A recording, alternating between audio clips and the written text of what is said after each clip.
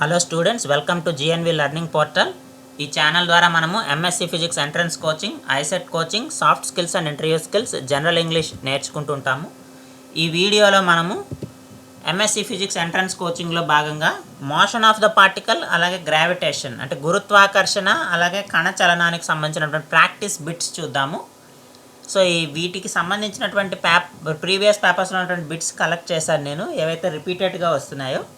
So వాటిని మనం solve చేద్దాం. అలాగే చివరిలో నేను మీకు కొన్ని ప్రాక్టీస్ బిట్స్ ఇచ్చాను. ఆ ప్రాక్టీస్ బిట్స్ని మీరు సాల్వ్ చేసి కామెంట్ సెక్షన్లో ఆన్సర్స్ని పోస్ట్ చేయండి. So let us discuss the first problem. Find the perfectly elastic body of the following.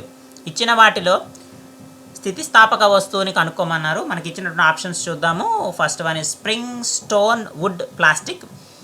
So out of 4 options, only spring is the elastic body, the remaining are plastic bodies. So the option is spring అనమాట. Spring మాత్రమే స్థితిస్థాపక వస్తువు, మిగిలినవన్నీ కూడా plastic వస్తువులు కాబట్టి మనకి spring అనేటువంటిది correct answer. అలాగే next, the impact parameter is also known as. ఇక్కడ మనం ఎప్పుడు గుర్తుపెట్టుకోవాలి, this is most important repeated question. The impact parameter is directly related to collision.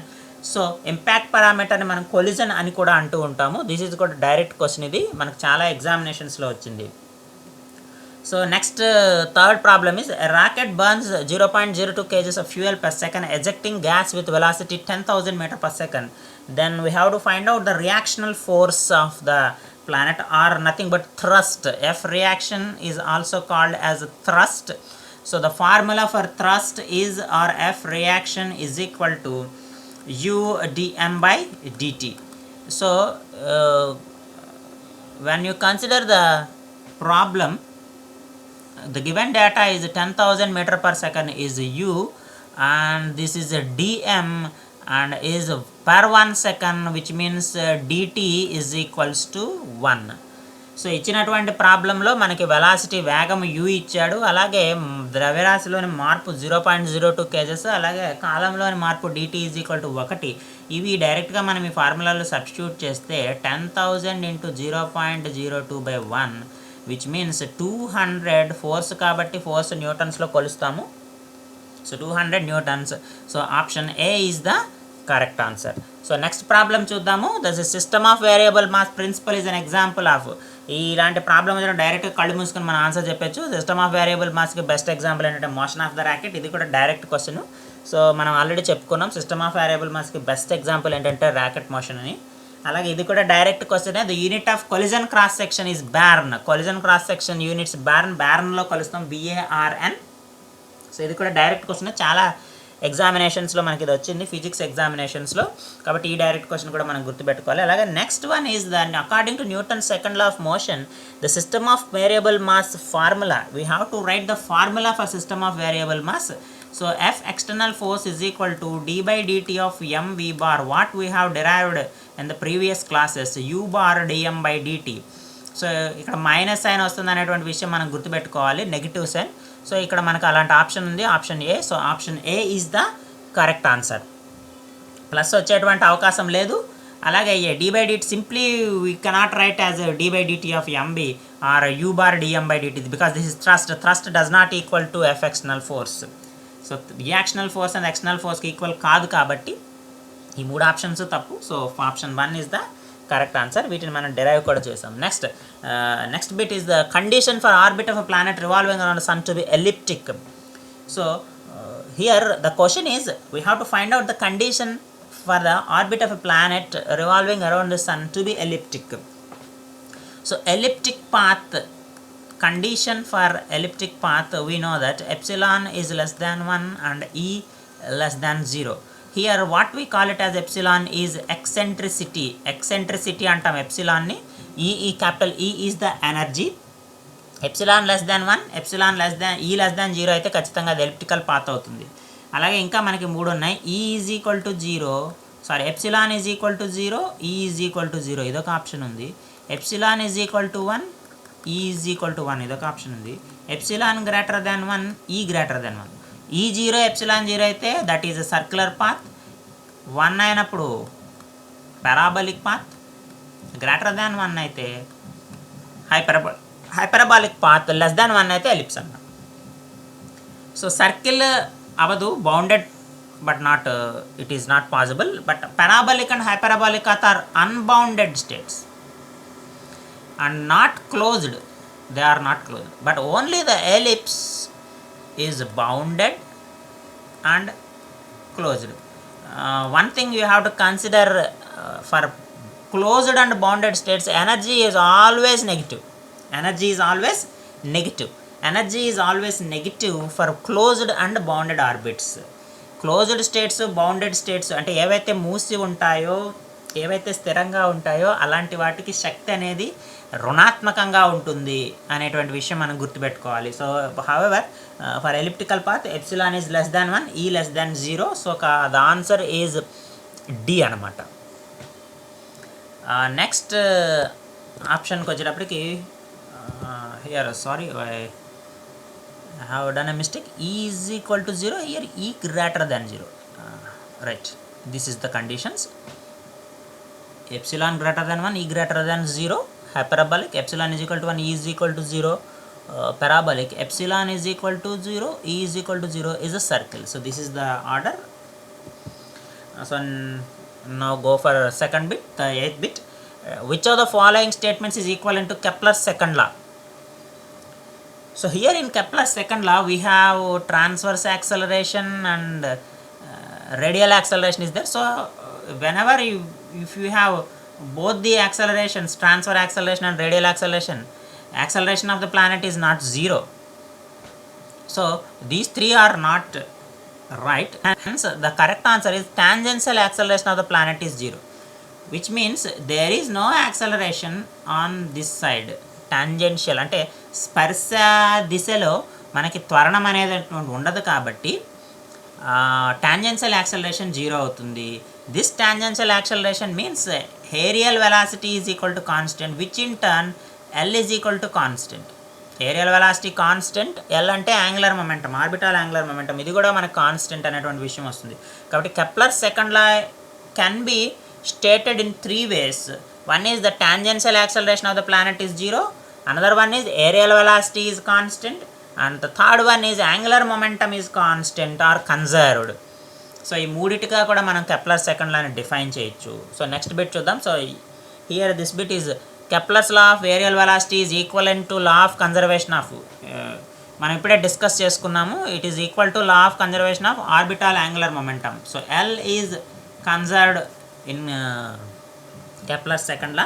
So ఇందాకే మనం ముందు బిట్లోనే డిస్కస్ చేసుకున్నాము ముందు ప్రాబ్లంలో, అదేవిధంగా ఇక్కడ ఆర్బిటాల్ యాంగులర్ మొమెంటం అనేది కన్జర్వ్ అవుతుంది.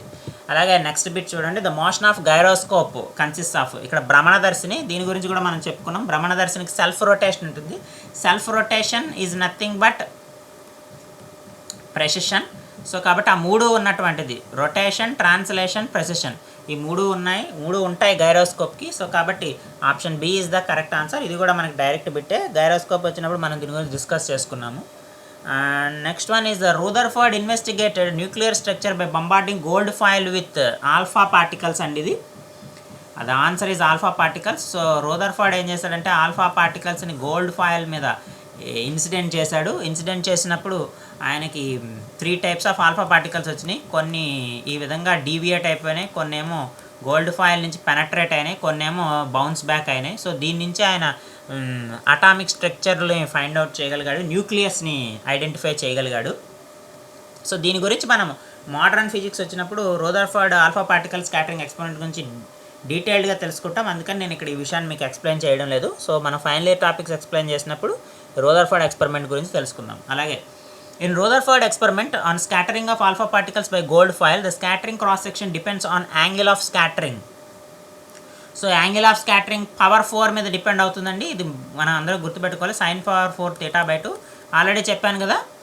సో ఈ రూదర్ఫర్డ్ ఆల్ఫా పార్టికల్ స్కాటరింగ్ మనం మోడర్న్ ఫిజిక్స్ టాపిక్స్లో డిస్కస్ చేసుకుందాం. అప్పుడు ఫార్ములా వస్తుంది స్కాటరింగ్ క్రాస్ సెక్షన్కి. సో అప్పుడు that scattering cross section is proportional to sin power 4 θ/2 మీద డిపెండ్ అవుతుంది. సో కాబట్టి కరెక్ట్ ఆన్సర్ ఏంటంటే ఆప్షన్ సి అనమాట. నెక్స్ట్ చూడండి, the semi major axis of the orbits of 2 planets are in the ratio 1:2. We have to find out their period of revolution are in the ratio. So here given the ratio of 2 semi major axes. Let us consider A1 and A2 are the semi major axis of 2 planets we have to find out their period of revolution. T1 is to T2.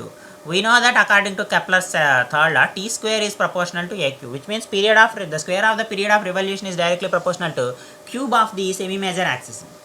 So మనకి కాలపరిమితి యొక్క వర్గం ఏదైతే ఉందో semi major axis యొక్క ఘనానికి అనులోమానుపాతంలో ఉంటుంది కాబట్టి దీని నుంచి మనం ఏం రాసుకోవచ్చు, T1²/T2² is equal to A1³/A2³ మనకి A1³ A2³ A1 A2 ఎంత ఇచ్చారండి, 1/2 వేసుకోవచ్చు హోల్ క్యూబ్ అంటే which means it's is equal to 1/8. మనకు కావాల్సింది T1/T2 కాబట్టి root of 1/8.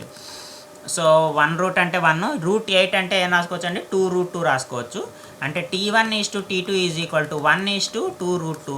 So 1 is to 2√2 ఉన్నటువంటి option C. So C is the correct answer. So next bit చూడండి, A mass of 5 kgs is accelerated from rest to 60 meter per second in 5 seconds. The force acting on it, we have to find out the force of the particle.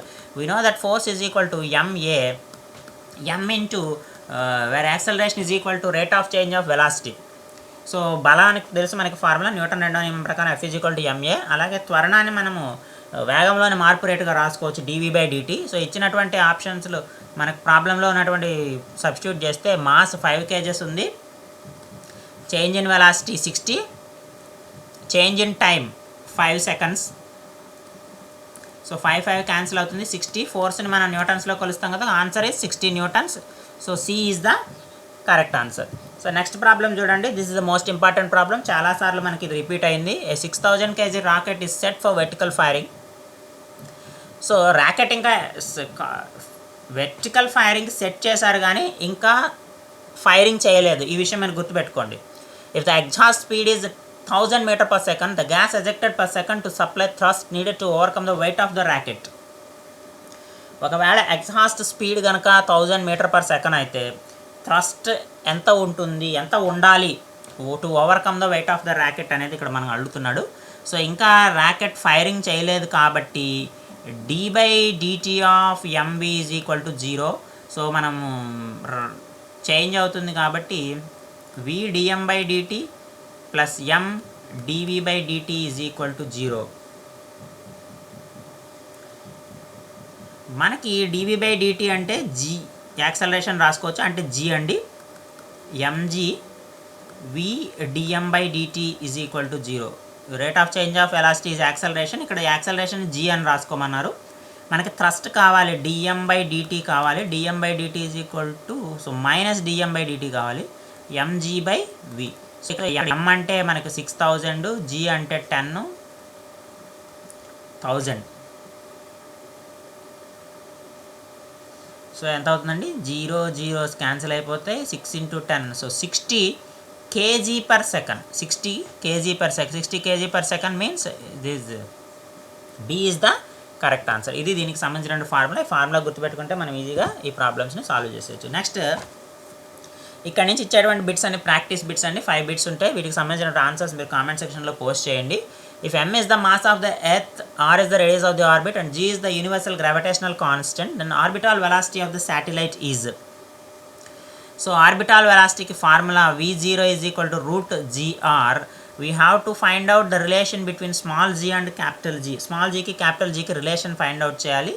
Adentante g is equal to gm/r². So small g value ఇక్కడ substitute చేయండి. Substitute చేస్తే మీకు కావాల్సినటువంటి formula అనేది ఈజీగా వచ్చేస్తుంది. అలాగే force is set to be conservative if it follows the following condition. So conservative force అయినప్పుడు కండిషన్ సాటిస్ఫై చేస్తుంది. ఆ కండిషన్ ఏదో ఇక్కడ మీకు డైరెక్ట్ క్వశ్చన్ ఇది, అది మీకు తెలుసు. అలాగే relation between orbital velocity and escape velocity. Orbital వెలాసిటీకి ఫార్ములా ఇది, ఎస్కేప్ వెలాసిటీకి రూట్ 2gr. సో రెండింటికి మధ్య రిలేషన్ని మీరు ఐడెంటిఫై చేయండి. అలాగే థ్రస్ట్ కావాలంటే ఆల్రెడీ మనం థ్రస్ట్కి సంబంధించిన ఫార్ములాస్ ఇంతకుముందు యూజ్ చేస్తాము. సో కాబట్టి ఇది కూడా డైరెక్ట్ బిట్, దీన్ని కూడా మీరు ఆన్సర్ చేసేయచ్చు. అలాగే యూ ఈజ్ పొటెన్షియల్ ఎనర్జీ అయినప్పుడు the conservative force then which of the following equations are true. U potential energy of a conservative force. So F = -grad v del cross F 0 అవుతుందా, లేదా del cross U del F 0 అవుతుందా. So 4 ఆప్షన్స్లో ఏది suitable ఆప్షనో మీరు comment సెక్షన్లో post చేయండి. So 5 బిట్స్కి సంబంధించిన ఆన్సర్స్ని మీరు కామెంట్ సెక్షన్లో పోస్ట్ చేయండి. నెక్స్ట్ వీడియోలో మనం మెకానిక్స్ ఆఫ్ రిజిడ్ బాడీకి సంబంధించినటువంటి బిట్స్ చూద్దాము. Thank you.